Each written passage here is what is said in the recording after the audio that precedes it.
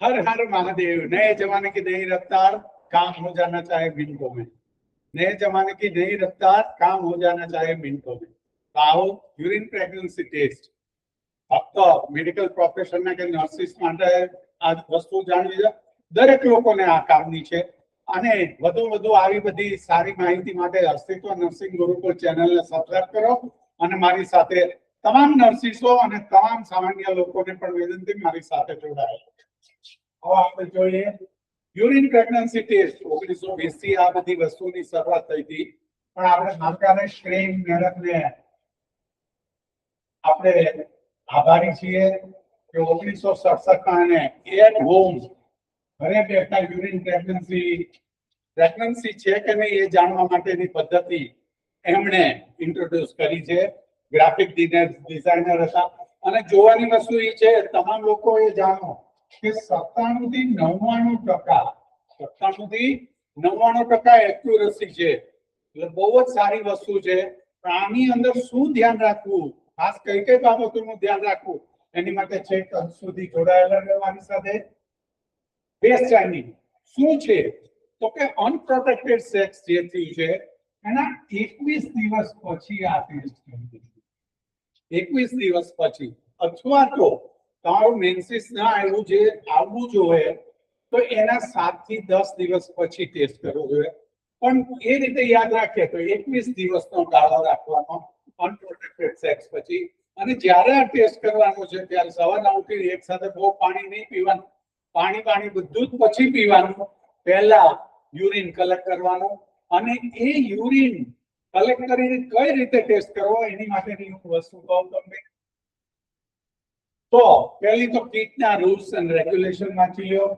First મોર્નિંગનો urine જે સવારનો પહેલો છે એને તમારે ધ્યાન રાખવો, બરાબર છે। એમ તો કહે છે કે hold your urine for 2 hours, પણ એવી કઈ વાત નહીં। આજે આપણે ફ્રી છીએ તો આજે કરવાનો, નહીંતર બીજા દિવસે એડવાઇઝેબલ એ છે।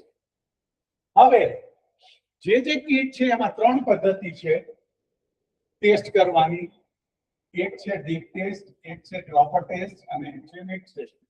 ત્રણેયનું તમને સમજાવું। ડીપ ટેસ્ટ છે કે જે કન્ટેનર ચોખ્ખું કન્ટેનર હોય કે જેમાં યુરિન કલેક્ટ કર્યો હોય તો એ પ્રેગ્નન્સી સ્ટ્રીપ આવે છે, એ સ્ટ્રીપને અંદર ડુબાડી દેવી અને ડુબાડેલી 5 થી 10 સેકન્ડ રાખવાની। ડુબાડીને તરત કાઢી નહીં લેવાની, 5 થી 10 સેકન્ડ રાખવાની। ડ્રોપર ટેસ્ટની અંદર તો આવી કીટ હોય તો આ જગ્યાએ લાઈનનું ઓલું છે અને બીજી જગ્યાએ નાનકડો મસ્તો ખાડો છે, તો એ ખાડાની અંદર તમે જે યુરિન કલેક્ટ કર્યો છે એમાં તમારી કીટ જોડે ડ્રોપર આવે છે, એ ડ્રોપથી 3 ટીપા લેવાના અને એ ખાડાની અંદર નાખવા, બરાબર છે। અને મિડ સ્ટ્રીમ ટેસ્ટ છે કે જેમાં ડાયરેક્ટ યુરિન નાખવાનું હોય છે, તો એ પહેલાનો થોડો યુરિન જવા દેવો, વચ્ચેનો જે યુરિન હોય એમાં એ રાખો અને બાકીનો યુરિન પછી જવા દો, કારણ કે એમાં એચસીજી હોર્મોન વધુ હોવાની શક્યતા છે સવારના યુરિન।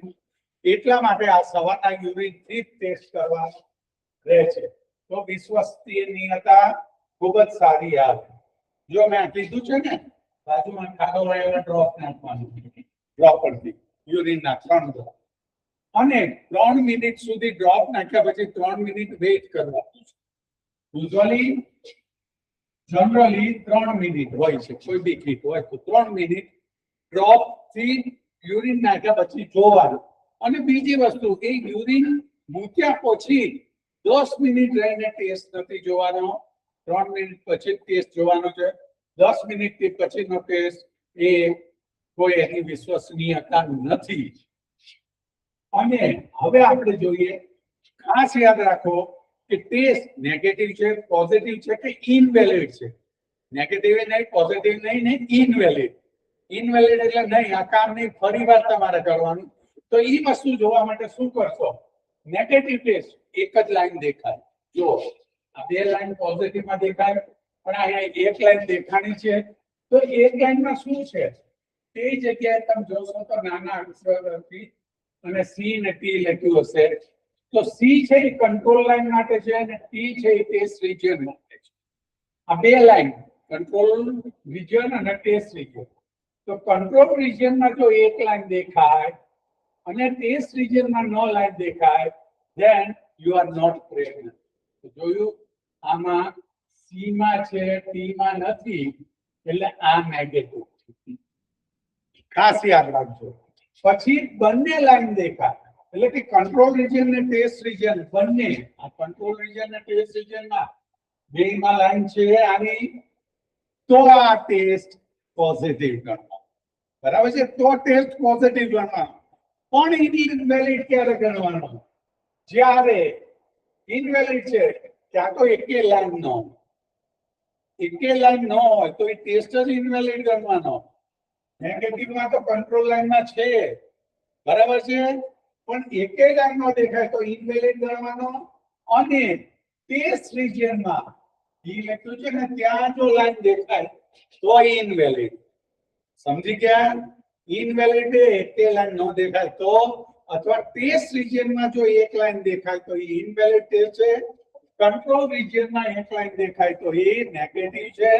અને કંટ્રોલ રિજિયન ને ટેસ્ટ રિજિયન બંનેમાં લાઈન દેખાય તો એ પોઝિટિવ છે. આ બધી જ વસ્તુને તમે તમારા મગજની અંદર રાખો. કોઈને પણ આપણે મદદ કરી શકીએ, ગાઈડન્સ આપી શકીએ, સલાહ સૂચન આપી શકીએ, એની માટે ખૂબ જ કિંમતી છે. મારી અસ્તિત્વ નર્સિંગ ગુરુકુલ ચેનલને સબસ્ક્રાઇબ કરો, મારી સાથે જોડાયેલા અને તમારા અસ્તિત્વને આકાર આપો. હર હર મહાદેવ.